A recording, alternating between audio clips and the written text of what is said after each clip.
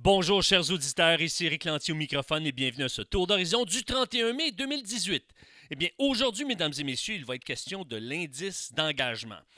Et non, je ne parlerai pas de mariage, je ne parlerai pas de relations amoureuses, je vais parler de politique. Et oui, mesdames et messieurs, pourquoi? Parce qu'il y a un cynisme ici qui rôde chez les électeurs, spécialement au Québec et au Canada. Pourquoi? Eh bien, la population a perdu confiance envers les politiciens. On a juste à dire c'est une parole de politicien ou tu parles comme un politicien. Ça veut dire quoi? Ça veut dire que je dis des demi-vérités, je cache des informations, mon discours n'est pas clair, je parle des deux côtés de la bouche. Alors, tout ça, ça fait en sorte que les gens n'ont plus confiance en leurs politiciens. Un point tel qu'en fin de semaine dernière, le journal La Presse avait publié un sondage qui avait été mis au point par la firme Ipsos. Et ce que ça nous révélait, c'est que seulement 18% de la population faisait confiance en leurs élus. Alors, c'est terriblement bas parce que c'est moins d'une personne sur 5 qui fait confiance aux élus. Et pourquoi c'est important de ce que la confiance revienne? Eh bien, parce que nos élus nous représentent des valeurs, représentent des lois qui peuvent affecter nos libertés, nos comportements. Alors, pour regagner cette confiance-là et pour diminuer le taux de cynisme, eh bien, moi, ce que je propose, c'est l'indice d'engagement. Eh bien, qu'est-ce que ça veut dire? Eh bien, ça veut dire qu'à chaque fois qu'un chef de parti ou un député fait un engagement, ça doit être inscrit dans un registre officiel. Pourquoi? Pour pouvoir valider si à la fin du mandat, ces engagements-là ont été respectés. Et là, on va pouvoir l'évaluer parce que l'indice d'engagement va correspondre au pourcentage de promesses qui ont été réalisées. Ainsi, si par exemple, un chef de parti va s'engager pour 30 promesses, eh bien, au bout de la ligne, il n'en a réalisé que 12, alors son taux de réussite, son indice d'engagement est de 40%. Alors, lors des élections qui suivent, à côté de son nom, il y aura 0,4 qui serait inscrit, et ça veut dire qu'il y a un taux d'efficacité de 40%. Ça, c'est intéressant, mesdames et messieurs. Savez-vous pourquoi?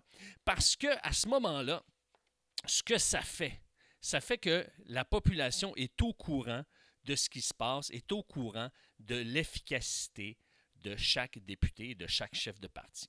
Maintenant, vous allez me dire, oui, mais si un député fait partie de l'opposition, il n'est pas au pouvoir, il ne fait pas partie du gouvernement. Il peut être tassé par le gouvernement. Donc, le gouvernement pourrait s'en servir pour faire baisser la cote des membres de l'opposition. Eh bien, à ce moment-là, il y aurait une exception pour les membres qui forment l'opposition. Les élus qui sont dans l'opposition auraient un privilège. Un mois après leur assermentation, ils auraient jusqu'à un mois après leur assermentation pour modifier leur liste de promesses parce qu'ils ne formeraient pas ou ne feraient pas partie du gouvernement. À ce moment-là, si un député, par exemple, s'est engagé pour 10 promesses, il peut réviser et dire « OK, moi je vais m'engager seulement pour une ou deux promesses », mais il sera évalué sur cette nouvelle liste.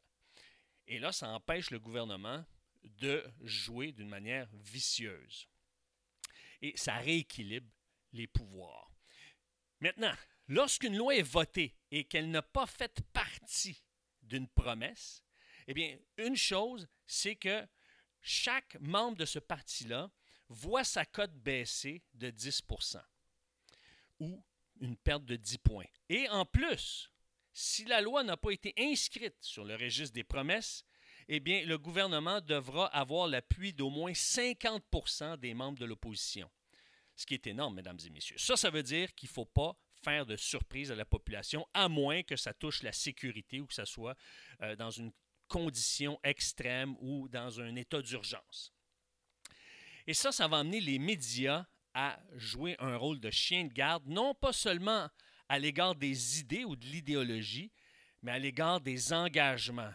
Et ça responsabilise la population parce qu'on veut savoir quels sont les vrais enjeux et qu'est-ce qui va se passer. Et on va pouvoir évaluer non seulement les beaux discours, mais les performances, les accomplissements. Et ça, mesdames et messieurs, tout le monde en sort gagnant. Sur ce, chers auditeurs, eh bien, je dois vous dire à la semaine prochaine. Merci et au revoir.